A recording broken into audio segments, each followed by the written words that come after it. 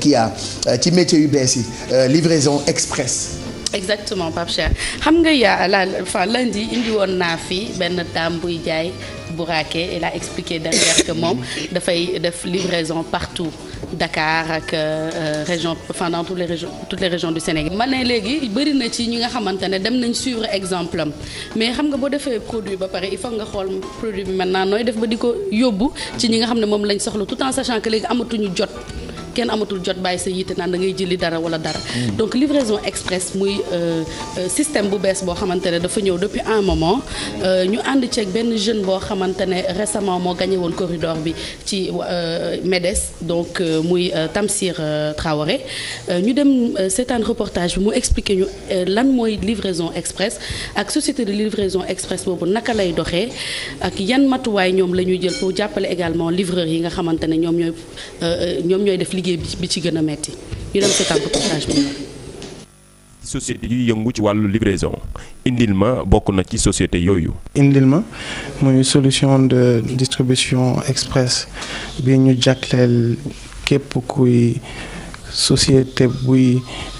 liggéey ci mbirum jënd ak jaay soxla ci fànn bu nekk war a mën a livrer say clients muy Dakar muy ci région Sénégal yi. ñuy def liggéey bu xarañ surtout boole ci xarala yu bees bi di internet muy gën a yaatal seen liggéey ngir it yokk seeni clients. ñun indil ma tey suñu force fi mu nekk mooy ci li ñu boole NTIC technologie de l'information yi ci suñu liggéey c'est-à-dire tey sooy xool indil ma mën nga ñu contacter ci 3 voies mën na nekk soit ci serveur bi par SMS mën na nekk soit par voie internet via l'application wala ci site bi mën na nekk aussi par téléphone c'est-à-dire que dañu jël fànn yépp yi mën a permettre une personne lambda mu mën a jokkoo ak ñun. beneen partie bi mooy prise en charge bi aujourd'hui nit ki on prend en charge sa commande on l'appelle on a un contact constant avec lui et loolu da koy permettre moom muy mën a xam ci côté bu nekk fan la commande am nekk. liggéey bi rek yemul rek ci internet boobu ndax dañuy jël ay ndaw ñu leen di defal livraison te livraison yooyu sax dafa wër bi yépp. fii bureau kii la opération léegi su ñu amee ay produits ci clients yi soit dañuy woo téléphone soit am na benn plateforme bu nekk ci net bi moom ni ñu xool ñaata commande nañ am ci journée bi léegi ci journée bi dañu am 3 envois nañuy am genre disponibilité agent bu na am léegi nag agent yooyu noonu dañuy xool yan produit yi nag moo gën a urgent moom ni expédier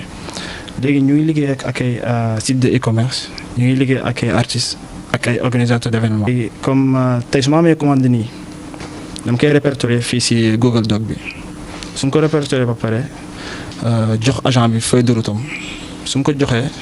ma dem ci aliment expliquer ko ñaata commande moo am exactement ci journée bi. lépp lu nekk livraison courrier ak colis ci Dakar ak dans les régions ma may def le suivi léegi clients yi bu ñu indee recevoir seen demande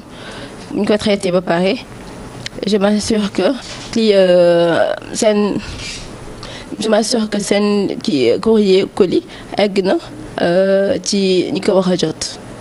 liggéey bi yemul rek ci xarala yu bees yi di internet dañuy jël ay ndaw di leen di liggéeyloo ñoom sax ñooy def livraison yooyu. La partie la plus importante c'est la livraison donc livraison moom day laaj ay nit parce que loo mënti dématérialiser nit moom la kuliyaale moom muy livrer. bon su ma ñëwee matin bi damay dugg bureau des opérations ma xool course wala colis yi ma am je prends ça comme par exemple am naa course yi war naa yóbbu affaire yi yóbbul ko seen borom. Je prends ça le matin, je sors, après ma dem def sama livraison après midi bi tamit même chose. ñuy yëngatu ci société bi ni mel li ñuy xamal ne lii nekk na solution boo xamante ni di nga gagner sa temps lu bari waaye it di nga ci am koppar mu nekk yoon bi nga xamante ni léegi seetlu nañu ni ndaw yu bari jublu nañ ci.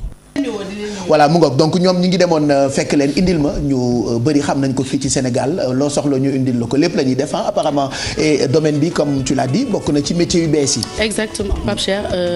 livraison express bokk na ci métier yu bees yi. boo seetloo benn moo fi nekkoon def fi ay peut-être 20 ans. ba beneen xale ñëw indiwaat livraison express. et ils sont très professionnels. ils sont très. moi j'ai rencontré plein de gens yoo xamante ni jaar nañu ci service indil ma mais voilà da ngay kontaan quoi da ngay soxla benn affaire quelques minutes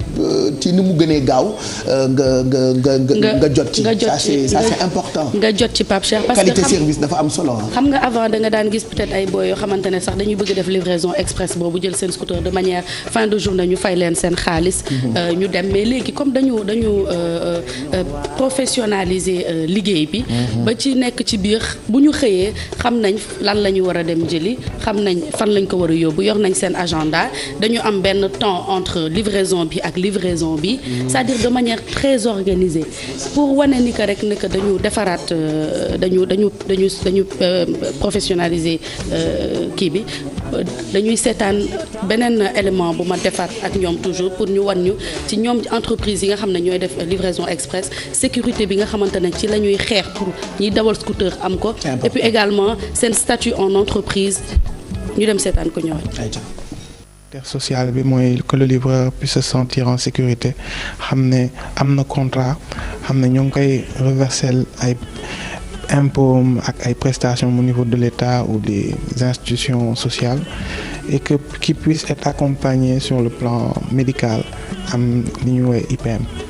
donc beneen volet bi c'est beaucoup plus technique c'est par rapport ak livraison yi donc on a le scooter.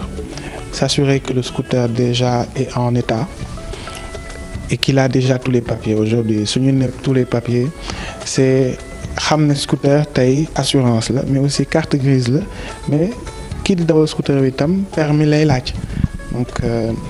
on a ces points-là après tu as beaucoup plus la sécurité par rapport à kii di dawal scooter bi mooy tout ce qu'on appelle les accessoires casque gants tout ce que vous aurez peut-être vu au niveau des agents, couverture, tout ce qui est accessoires ak sedd bi ñu nekk qui leur permettent d'être vraiment au chaud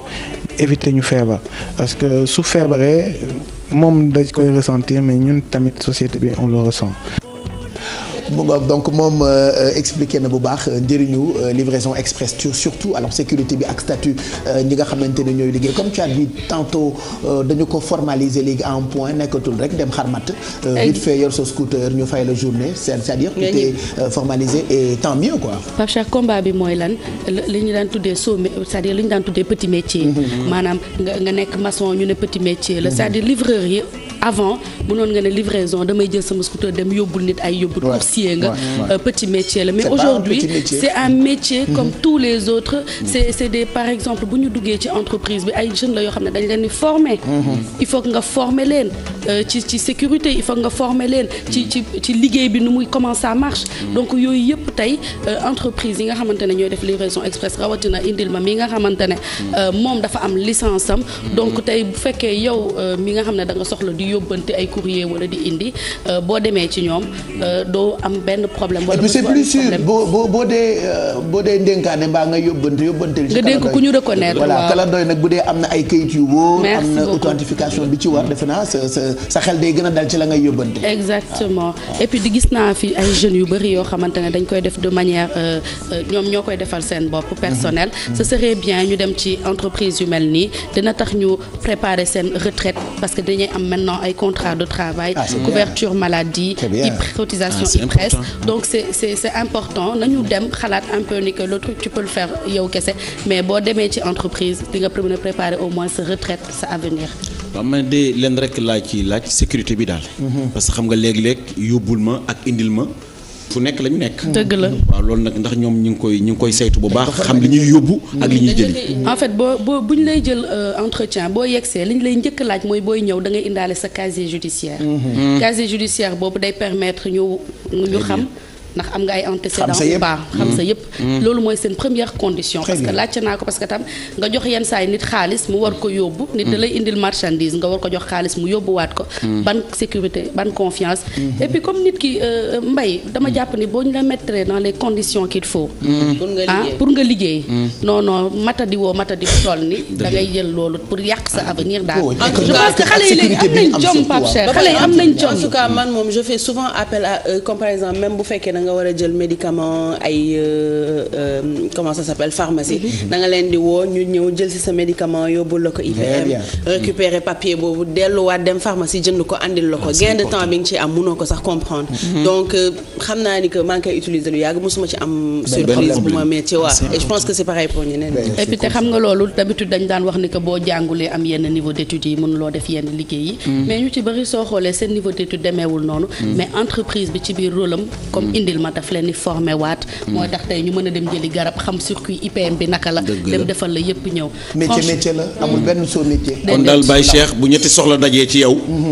te nga benn bi rek nga mën a dox yeneen ñaari mën nga ko yóbbante indil ma rek mbay mu daal